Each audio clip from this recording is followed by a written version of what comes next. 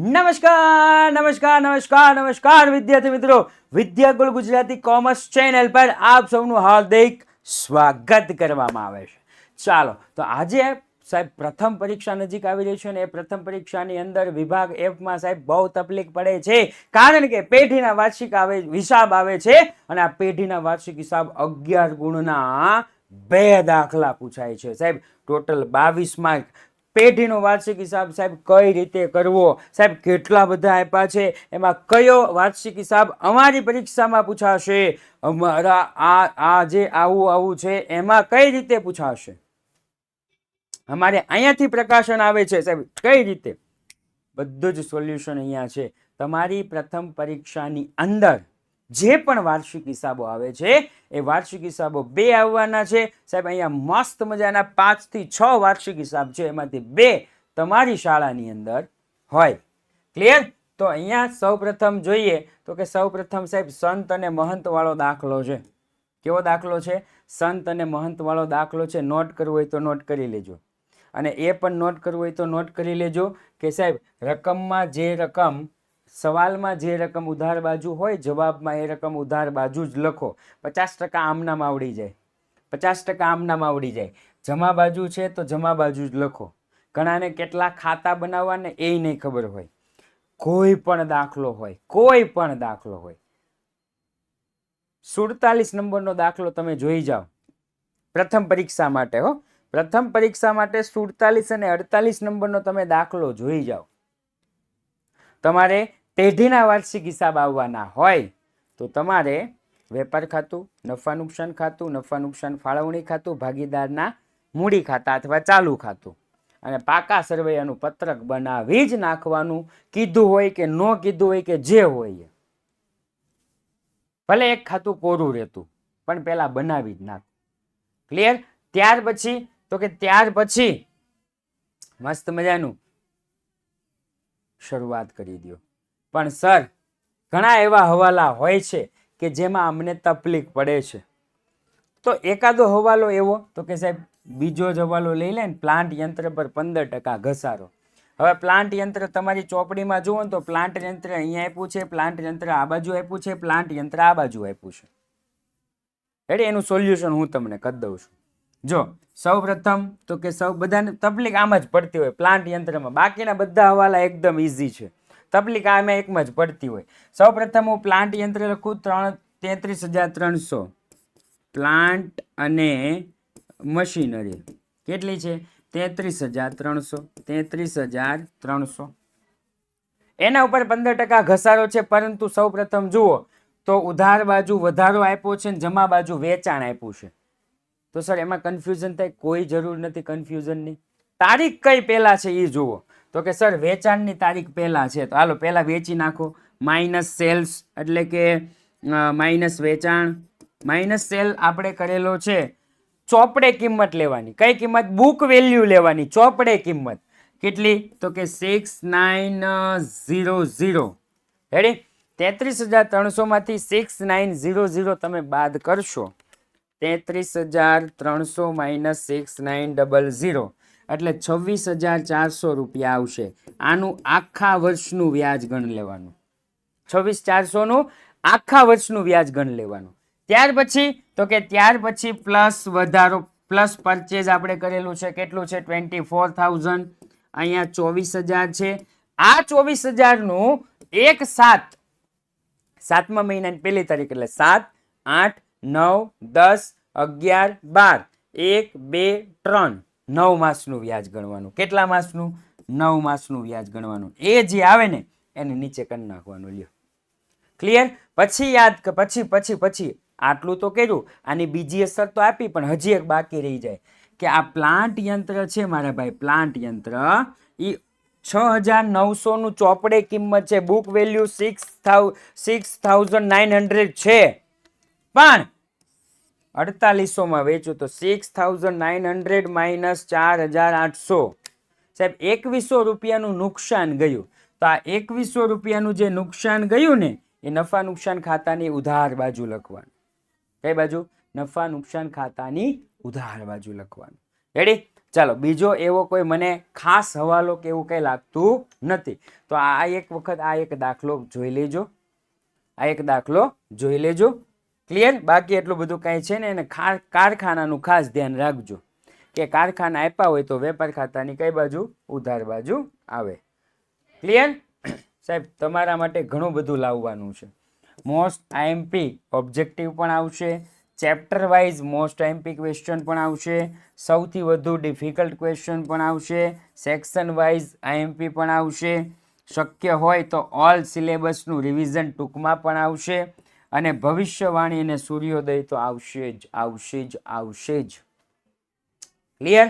અને ઘણું બધું જે તમારા કામનું હોય એ બધું જ આવશે. પણ ક્યાં આવશે? થોડીક રાહ જુઓ, હમણાં હું કહું છું. એની પહેલા એક દાખલો લઈ લઉં છું. સાહેબ ધર્મ અને કર્મ વાળો દાખલો છે. કયો દાખલો છે? ધર્મ અને કર્મ વાળો દાખલો છે. ચાલુ ખાતું આપ્યું છે. જ્યારે પણ દાખલાની અંદર ચાલુ ખાતું આપણને આપવામાં આવે તો મૂડી દેવા બાજુ લખી નાખવી. હા, ઘણાને ટેવ હોય કે મૂડી ખાતું બનાવવું છે તો એ મૂડી ખાતું બનાવી શકે છે. પણ જ્યારે પણ વાર્ષિક હિસાબની અંદર ચાલુ ખાતું આપણને આપેલું હોય, ચાલુ ખાતું, તો મૂડી ખાતું બનાવવાનું નહીં, એને મૂડી દેવા બાજુ લખી નાખવાનું. બાકીની બધી જ વિગત ચાલુ ખાતામાં. હું તો એ જ બધાને સલાહ આપું કે ચાલુ ખાતું બનાવવાનું હોય તો મૂડી ખાતું તમે બનાવતા જ નહીં. શું કામ? કારણ કે નહીં ને ભૂલમાંથી ચાલુ ખાતામાં જે અસર આપવાની છે મૂડી ખાતે અપાઈ ગઈ તો ખોટું પડે. એટલી અસર ખોટી પડે. ક્લિયર? ઓકે, ચાલો એના પછી તો કે એના પછી સાહેબ આ એક હવાલો છે, 21,000 છે, જેમાં સ્ટેશનરી સ્ટોક 2,000 સમાયેલ છે, એટલે આની 4 અસર થશે. યંત્ર પર ઘસારાનો દર 10%, 1,000 નું ઉધાર વેચાણ. હવે સાહેબ આમાં કન્ફ્યુઝન બહુ બધાને થાય, કન્ફ્યુઝન થવાનું કોઈ કારણ જ નથી. સિમ્પલ સમજો ને હે તો આવડી જાય. જોજો, 1,000 નું ઉધાર વેચાણ ભૂલથી, હવે 1,000 નું ઉધાર વેચાણ છે એટલી મને ખબર પડી ગઈ. ઉધાર વેચાણ છે તો આને વેચાણમાં પ્લસ કરી દો ને ભાઈ. વેચાણમાં શું કરી દો? પ્લસ.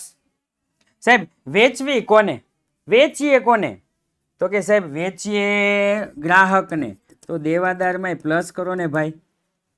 2 અસર થઈ ગઈ. હવે આગળ વાંચું છું. ભૂલથી ખરીદ પરતમાં નોંધાઈ ગયું છે. ભૂલથી ક્યાં નોંધાઈ ગયું છે? ખરીદ પરતમાં નોંધાઈ ગયું છે. હવે ભૂલથી, ધ્યાનથી સાંભળજો, ભૂલથી ખરીદ પરત છે ને, ખરીદ પરત, એને હું સમજવું હોય ને તો હું આને સમજુ બાદ, જે ખરીદીમાંથી બાદ થાય છે. ખ્યાલ હોય તો તમને બધાને વેપાર ખાતાની ઉધાર બાજુ ખરીદી માઇનસ ખરીદ પરત થાય, તો હું આનું બીજું નામ સમજુ ને તો એને બાદ સમજુ. હવે ધ્યાનથી સાંભળજો કે આ જે ભૂલથી છે ને ખરીદીમાંથી બાદ થઈ ગયું છે. સમજ પડી? ખરીદ પરત, खरीद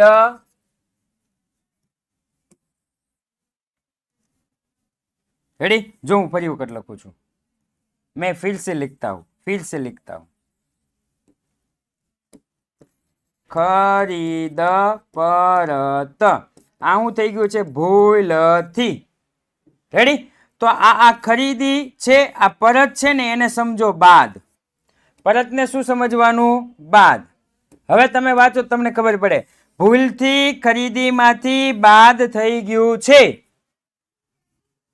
तो खरीदीमां प्लस करी दो थई गयुं साहेब खरीदीमां प्लस तो लेणदारमां पण प्लस क्लियर આવી રીતના હું સમજી અને આવી રીતના લખું છું બાકી બધા હવાલા એકદમ ઈઝી છે આ એક ગુપ્ત હવાલો આપણને આપ્યો છે એક માસનું વ્યાજ ચૂકવવાનું બાકી છે આ 13,200 છે ને એ 11 માસના છે एक मासનું વ્યાજ ચૂકવવાનું બાકી છે એક માસનું વ્યાજ ચૂકવવાનું બાકી છે ક્લિયર इजी चलो एना पछी तो के एना पछी पार्थिव अने प्रिया वाळो दाखलो छे पार्थिव अने प्रिया अने आनी साथे साथे धर्म अने कर्म सॉरी माफ करजो બ્રહ્મા અને વિષ્ણુ વાળો દાખલો જોઈ લેજો. બ્રહ્મા અને વિષ્ણુ આ દાખલો પણ જોઈ લેજો. હ આ દાખલો તો જોજો જ પાર્થિવ પ્રિયા. સાથે સાથે બ્રહ્મા અને વિષ્ણુ વાળો દાખલો પણ બોર્ડનો પણ હોટ ફેવરિટ દાખલો છે ભાઈ, બ્રહ્મા અને વિષ્ણુ. રેડી? આની અંદર જુઓ તો આની અંદર આપણને ગુપ્ત હવાલા કાંઈ આપ્યા નથી, પણ હવાલા આપણે જોઈએ તો મૂડી ઉપર 8% વ્યાજ છે, ઉપાડ ઉપર 12% વ્યાજ છે. પાર્થિવ, ધ્યાનથી સાંભળજો, પાર્થિવ દર માસના અંતે આવા શબ્દનો ઉપયોગ કર્યો છે. દર માસના અંતે એટલે ઉપાડ ઉપર વ્યાજ ગણવા બેસો ને તો ચેપ્ટર નંબર 1 યાદ કરવાનું છે. દર માસની શરૂઆતમાં 78/12, દર માસની 15 તારીખે 72/12, 10 માસ દર માસના અંતે 66/12. આ યાદ રાખવાનું છે. અને જો પ્રિયાનું નોર્મલ આપ્યું છે, પ્રિયાને એવું કઈ નથી કીધું 1/10 એટલે 10મા મહિનાની પહેલી તારીખ તો 10, 11, 12, 1, 2, 3 એનું 6 માસનું વ્યાજ, ઉપાડ ઉપર વ્યાજ. ક્લિયર? આમાં એક ખાસ યાદ રાખવાનું છે. ત્યાર પછી તો કે 10,000 ઉધાર વેચાણની નોંધ કરવાની બાકી છે. ઓકે, કરી દેવાની. અને આ એક ખાસ યાદ રાખવાનું, બીજું એક ખાસ યાદ રાખવાનું, સરવાળાની ભૂલ અને ખતવણીના ભૂલની એક જ અસર થાય. સરવાળાના ભૂલ અને ખતવણીના ભૂલની એક જ અસર થાય. સરવાળાની ભૂલ હોય કે ખતવણીના ભૂલની કેટલી અસર થાય? તો કે સાહેબ એક જ અસર થાય. કેટલી? એક જ અસર થાય. એટલે આ ખાસ યાદ રાખવાનું છે. રેડી? અહીંયા તમે જુઓ તો અહીંયા આપ્યું છે માર્ચ 2017 વેચાણનો સરવાળો ભૂલથી 2000 વધુ ગણાઈ ગયો હોય તો બાદ કરી દેવાનું, ઓછો ગણાઈ ગયો હોય તો ઉમેરવાનું.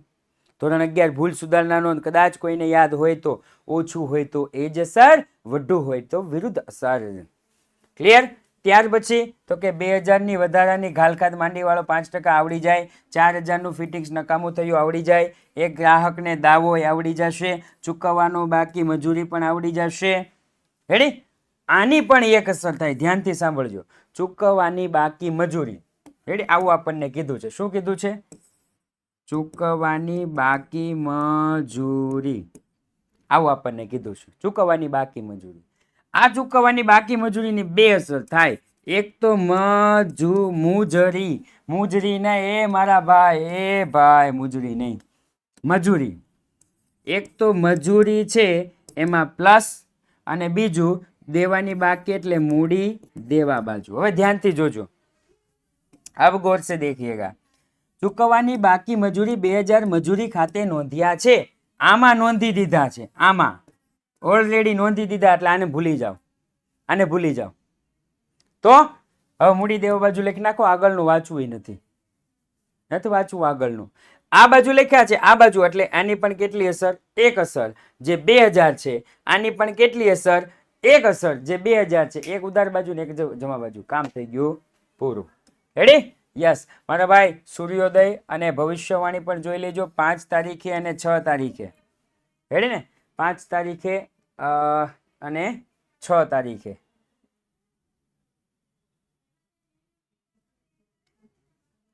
ક્લિયર?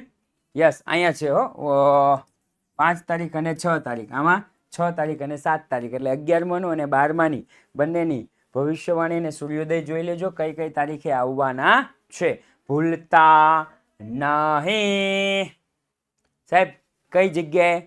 આપણી હોટ એન્ડ ફેવરેટ ગુજરાતની સૌથી મોટી ચેનલ, કોમર્સ માટેની, કોમર્સ માટેની ગુજરાતની સૌથી મોટી ચેનલ કોમર્સ માટેની, જે તમારી જ છે એટલે આપણી જ છે, વિદ્યાકુલ ગુજરાતી કોમર્સ.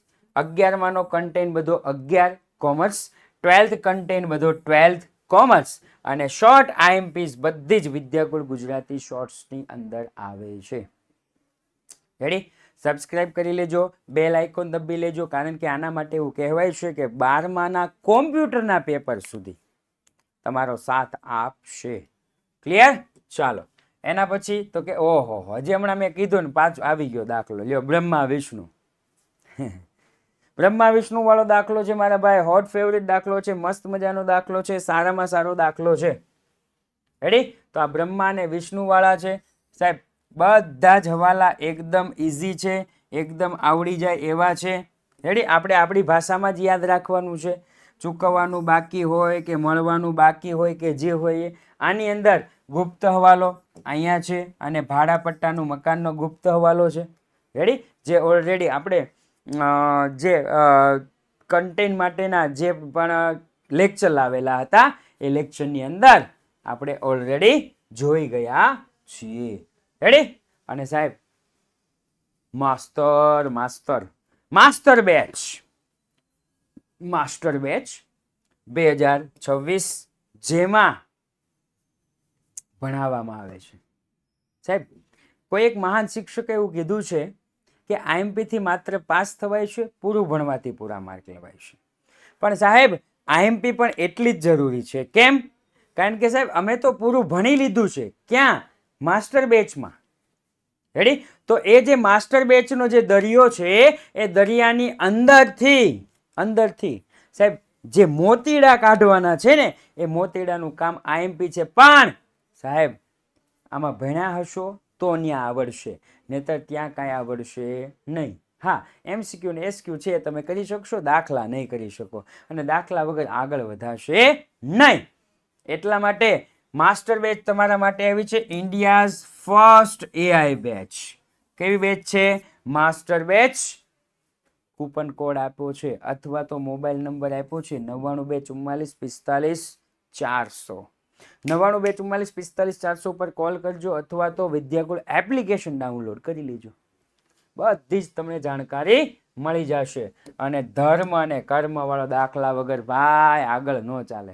સરકાર કોઈ પણ દાખલો, હું શું કહેવાય, કોઈ પણ દાખલો લે ને એમાં ધર્મ કર્મ એક વખત તો નાખે જ. સરકાર નાખે તો આપણી શાળાના શિક્ષક તો નાખે જ ભાઈ. રેડી? ધર્મ અને કર્મ વાળો દાખલો છે. ફરી વખત આવ્યો હોય એવું મને લાગે છે. ક્લિયર? અને મારા ભાઈ, जिसका मुझे था इंतजार, जिसके लिए दिल था बेकरार, वो घड़ी आ गई. પ્રથમ પરીક્ષાના મોસ્ટ આઈએમપી પેપર સેટ ટૂંક જ સમયમાં આવી રહ્યા છે. એટલે ટૂંક જ સમયમાં આવી રહ્યા છે. પ્રી બુકિંગ ચાલુ થઈ ગયું છે. 97 12 44 45 અથવા તો 49 ઉપર પ્રી બુકિંગ કરાવી શકો છો. સાહેબ બોર્ડ વિદ્યાર્થીઓની નંબર 1 પસંદ, એટલે યુથ સ્વયં પેપર સેટ 2026 12 કોમર્સ માટેના ટૂંક સમયમાં લોન્ચ થવાના છે, કમિંગ સૂન છે. પરંતુ પ્રી બુકિંગ શરૂ થઈ ગયું છે. પ્રી બુકિંગ તમે કરાવી શકશો. આ સાથે જ આજનો ક્લાસ અહીંયા આપણે પૂર્ણ જાહેર કરીએ છીએ. ફરી વખત મળીશું એક નવા ક્લાસ સાથે. જય હિન્દ, જય ભારત.